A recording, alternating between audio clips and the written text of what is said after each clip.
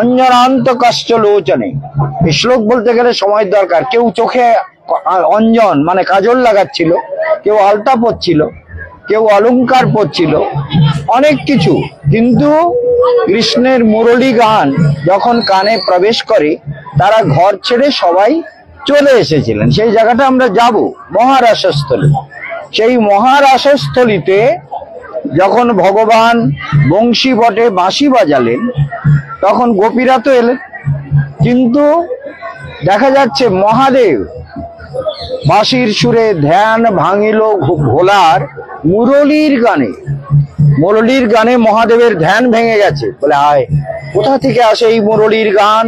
এমন সুন্দর তান কবি কভু করি নাই শ্রবণ। কোথায় মুরলী বদন, কোথায় ব্রজের জীবন, কোথায় রাধা বল্লভ, কোথায় কৃষ্ণ গোপাল? আকুল প্রাণে ভোলা মহেশ্বর কৈলাস থেকে দৌড়াচ্ছে। কোথায় কোথায় এই মুরলীর তান খোঁজার জন্য। তো তিনি কৈলাস থেকে স্বর্গ মর্ত পাতাল সব পরিভ্রমণ করে কোথাও কৃষ্ণ দর্শন না পেয়ে বৃন্দাবনে এসেছেন। বৃন্দাবনে এসে রাসমঞ্চের 7টা দরজা, 7টা দরজার পরে রাসমঞ্চে। তো সেখানে আসতে বলে ঢোকা যাবে না। তুমি কে? বলে আমি না ওই যে বাঁশি বাজাচ্ছে, ওই মুরলীধরের বদনটা দেখতে চাই। ওই বাঁশির সুরে আমার ধ্যান ভেঙে গেছে, আমার কৈলাস ছেড়ে গেছে, আমার ধ্যান ভঙ্গ হয়ে গেছে, আমার আর কিচ্ছু ভালো লাগছে না। ওই মুরলী বদনকে এবে করিব দর্শন, কৃপা করি করাও মোরে মুরলী বদনের দর্শন। ওগো, বলে না এইসব এখানে হয় না। বলে কেন? বলে না, এখানে এসব হয় না, তুমি তো জানো না। এখানে একমাত্র কৃষ্ণ, আর সব গোপী। আর সব গোপী ছাড়া বৃন্দাবনে কারো অধিকার নেই। গোপীকে গভীর পিবতী ভক্তি রসম। যেমন আমরা সবাই মিলে একটা ভাবে আছি, মহারাজ কি বলবেন ভালো কথা, আমরা মন দিয়ে শুনবো, হৃদয়ে গেঁথে রাখবো। তেমনি গভীর পিবতী ভক্তি রসম, অর্থাৎ যারা সমস্ত সর্বের ইন্দ্রিয়, সব ইন্দ্রিয় দিয়ে যারা ভক্তিরস পান করে, তারাই হলো, তাদেরকে গোপী বলে। পিবতী, তাহলে এমন গোপী যারা, তারা ছাড়া এখানে কৃষ্ণ একলে পুরুষ কৃষ্ণ, আর সব গোপী। গোপী ছাড়া তো ঢোকা হবে না। কি করবা মা, গোপী হতে পারবা তো? হ্যাঁ, হওয়ার ইচ্ছা আছে সত্যি সত্যি? বাহ, লক্ষ্মী মেয়ে। গোপী হওয়ার যদি ইচ্ছে থাকে, তাহলে রাধা রানীর নাম সবসময় করতে হবে মনে মনে। রাধে, তোমার ধামে এলাম, মহারাজের সঙ্গে এত কথা শুনছি, আমার হৃদয়ের মধ্যে তুমি তাহলে গোপী ভাবটা জাগিয়ে দাও। আমরা যখন সন্ন্যাস নিয়েছি, ওই মন্ত্রটাই ওই গোপী ভাব গ্রহণ করার জন্য সংকল্প করা। আমরাও গোপী ছাড়া ঐশ্বর্য জ্ঞানে কৃষ্ণকে পাওয়া যাবে না। কি বুঝতে পেরেছ? তোমার গোপী হওয়ার ইচ্ছা আছে তো? বাবা, লক্ষ্মী মেয়ে। তাহলে গোপী হওয়ার ইচ্ছে থাকাটাই দরকার, যে ব্রজের ভাব মানে মঞ্জরি ভাব। এই মঞ্জরি ভাবে ভজন করলে জীবের সব বন্ধন ছিন্ন হয়ে অপ্রাকৃত মাধুর্য রসরাজ কৃষ্ণের বৃন্দাবনে তার স্থান হয়।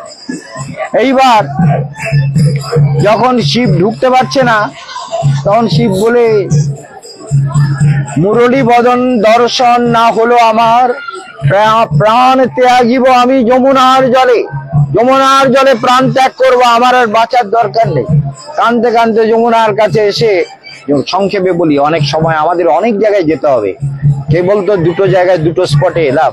তো এইখানে যমুনার জলে প্রাণ দিব বিসর্জন, রাখিব না এ প্রাণ, কৃষ্ণ বিরহিত প্রাণ আর রাখিব না আমি। বলা মহেশ্বর আকুল প্রাণে যমুনার দিকে দৌড়াচ্ছে। তখন একজন পরমা সুন্দরী দেবী, লাল কাপড় পরা, টিপ সুন্দর একটা দেবী বলছে, হ্যাঁ গো পুরুষ রতন, তোমার মুখমণ্ডলে এত ব্যাকুলতা কিসের? এত ব্যাকুল কেন? এত কাঁদছো কেন? কি চাই তোমার মনে? এত বিরহ বেদনা ব্যাকুলতা কি হয়েছে তোমার? কি হয়েছে? যদি মুরলী বদনে না পাই দর্শন, তাহলে যমুনায় প্রাণ দিব বিসর্জন। একেবারে নিশ্চিত করে এসছি, দেব দেব দেব।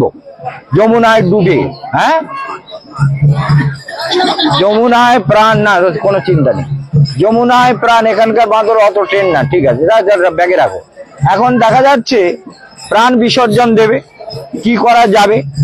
তখন বলছে, ওহে পুরুষ রতন, মুরলী বদনের দর্শন হইবে তোমার, চিন্তা নাহি করো হে মদন দহন। হে মলা মহেশ্বর, বলে আমি মদন দহন তুমি জানলে কি করে? বলে আমি জানি, তুই চলো যমুনায় গিয়ে ডুব লাগাও, চলো।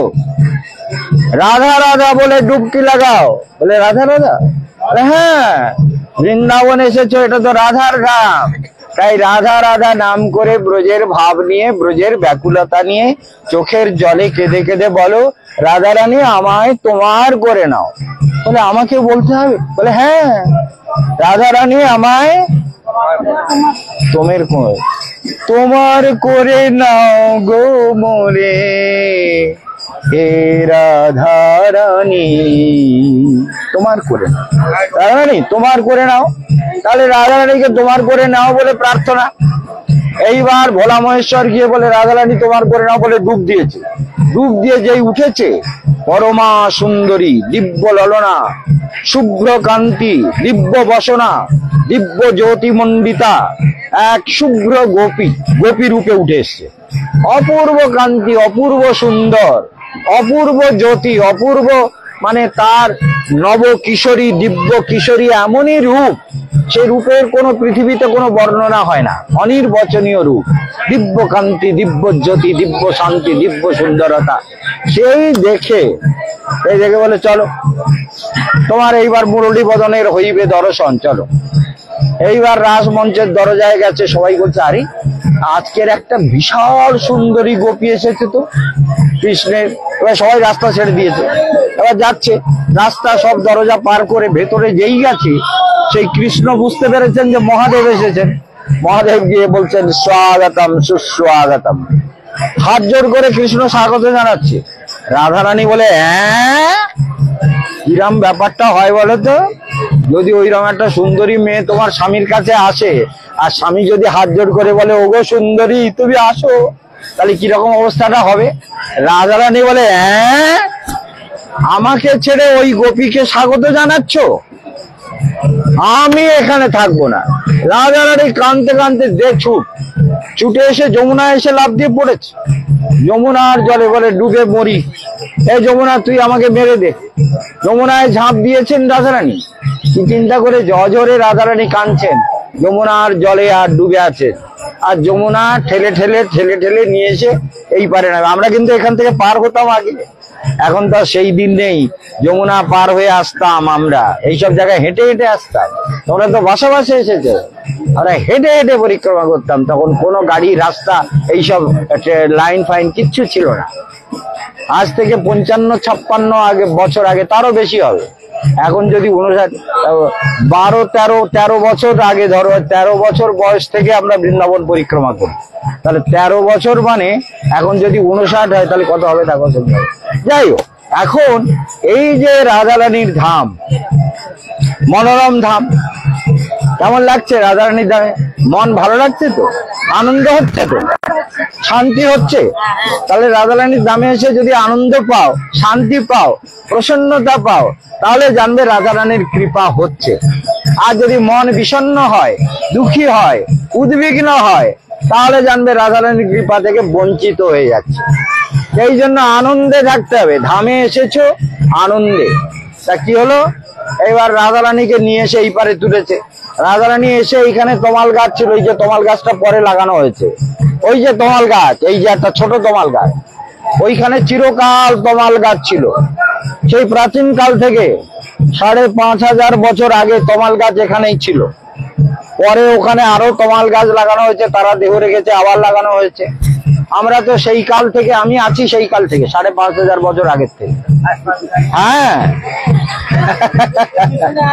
আচ্ছা হোক না, আরে 5500 বছর আগে না হোক, 55-57 বছর আগের থেকে তো আছি রাধারানীর ধামে। তা রাধারানী আমাকে তাহলে বৃন্দাবনের ছোট কালের থেকে এনে এত কাঁদিয়েছেন কেন? এইসব জায়গায় বসে কত কেঁদেছি জানো?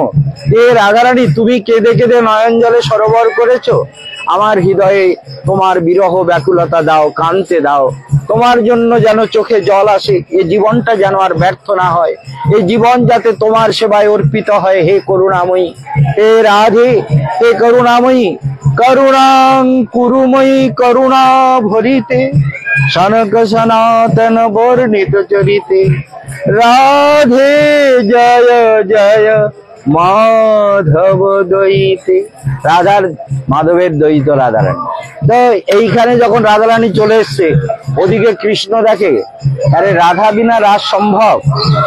সংসারী রবি সংসার বাসনা বদ্ধ শৃঙ্খলাম। রাধা তো স্বয়ং কৃষ্ণ। রাধাকে আমাদের জগতের রমণী মনে করো না, তাহলে পাপ হবে। কারণ এই বৃন্দাবন চিন্ময়, রাধারানীর দেহ চিন্ময়, রক্ত মাংসের কোনো দেহ রাধারানীর নয়।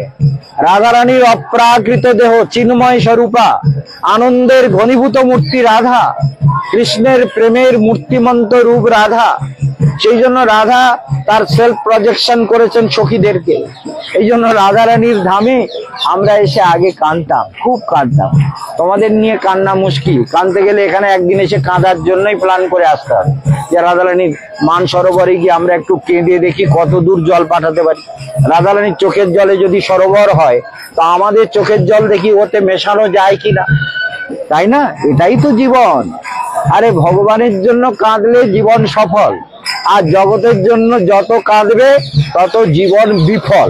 বুঝতে পেরেছো তো? ছেলের জন্য, মেয়ের জন্য, বরের জন্য, রোগের জন্য, ব্যারামের জন্য, সবকিছুর জন্য কাঁদো, কিন্তু ভগবানের জন্য কাঁদতে হবে। না কাঁদলে ব্রজ পরিক্রমা সফল হবে না। তাই দেখা যায় এই রাধারানীর ধামে এবার কৃষ্ণ বলে, রাধা কোথায় গেল? সংসারী রূপী সংসার বাসনা বদ্ধ শৃঙ্খলাম, কোথায় গেল রাধা? খুঁজছে সবাইকে নিয়ে। আর সঙ্গে কে আছে? গোপীরা। আর ওই সাদা গোপীটাও আছে। এই সাদা গোপীটা সব গোলমালের কারণ ঘটিয়েছে। মহাদেব গোলমালের কারণ ঘটিয়েছে ওই সাদা গোপী। আর চিন্তা করুন, আর সব গোপী এসছে। এবার কৃষ্ণ খুঁজতে খুঁজতে রাধারানীকে এখানে এসেছে। এসে রাধারানীর চরণে পড়ে বলছেন, রাধে বদসি যদি কিঞ্চিদপি দন্তরুচি কৌমুদি হরতি ধরতি মিরমতি ঘোরম সুরদ ধরসিধবে তব বদন চন্দ্রমা রুচয়তি লোচন চকূরম। শ্রীরাধে প্রিয়চারুশীল ভঞ্জময়ী মানমনিদানম শপতি বদনানল দহতি মম মানসম দেহি মুখ কমল মধুপানম। শ্রীরাধে প্রার্থনা করছেন রাধারানীর চরণ তলে পড়ে মাধব। রাধারানী মুখ আরেক দিকে ঘুরিয়ে, কথা বলবো না। মানময়ী রাগ আছে। কেন রাগ করেন রাধারানী? কৃষ্ণকে আনন্দ দিতে।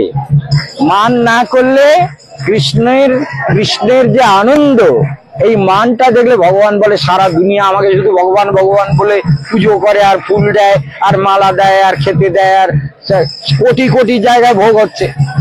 তা আমার উপরে রাগ দেখাবার লোক অন্তত একটা তো দরকার।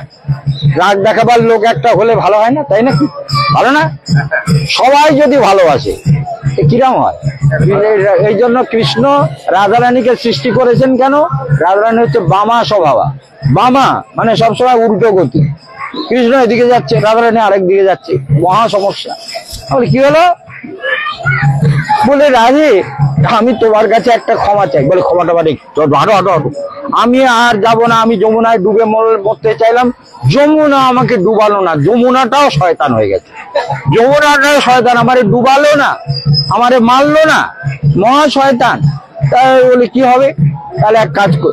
বলে কৃষ্ণ বলছে, দেখো তুমি যার উপরে মান করে এসেছো তিনি কে জানো? তাকাও, তিনি সাক্ষাৎ কৈলাসপতি মহাদেব শুভ্র গোপী রূপে তোমার রাসলীলা দর্শনের জন্য এসেছেন। কে এসেছেন? সাক্ষাৎ মহাদেব। মহাদেব তাড়াতাড়ি রাধারানী সচকিত হয়ে বলে, মহাদেব? বলে, হ্যাঁ দেখো, তাকাও ভালো করে, দেখো মহাদেব। বলে, মহাদেব? ও হে দেবাদিদেব মহাদেব, আমি আপনাকে কত অবজ্ঞা করলাম। বলে, না হে করুণাময়ী, আপনার কৃপায় আমি গোপীদেহ পেয়ে বৃন্দাবনে কৃষ্ণের সেবার অধিকার পেয়েছি। হে করুণাময়ী, আপনি ধন্যা। রাধারানী বলছেন, আজ হতে দিলাম তোমায় মহা আশীর্বাদ। শিবের কৃপা নাহি হলে নাম হবে তোমার গোপীশ্বর, আর তব কৃপা বিনা ব্রজে কেহ নাহি পাবে অধিকার। রাসলীলায় কেউ অধিকার পাবে না তোমার কৃপা না হলে। হে শিব শম্ভুকে এখানে রাধারানী কি করেছিলেন? মহাদেবকে বর দিয়েছিলেন। এইখানে সেই জায়গা যে হে শিবশম্ভু, তুমি আমার রাসমঞ্চের দরজায় থাকবে গোপীশ্বর রূপে, তোমরাও দেখতে পাওয়া রয়েছে, গোপীশ্বর রূপে রাসমঞ্চে থাকবে, আর তুমি কৃপা করলে তবেই বৃন্দাবনে এই রাসমঞ্চে প্রবেশের অধিকার হয়, তাই না? সেই জায়গা রাধারানীর কাছে কেঁদে বলো, রাধারানী তোমার কাছে এলাম, আমাদের আর কিছু হোক না হোক তোমার কথা মনে করে যেন চোখে একটু জল আসে, কৃষ্ণের কথা ভেবে যেন একটু কাঁদতে পারি, তোমার নাম করে যেন কাঁদতে পারি। এ চোখটা দুনিয়ার জন্য কত কাঁদলো, কিন্তু ভগবানের জন্য কাঁদলো কই? ভগবানের জন্য যদি ছোটবেলা থেকে তো আমি কাঁদতাম ভগবানের জন্য,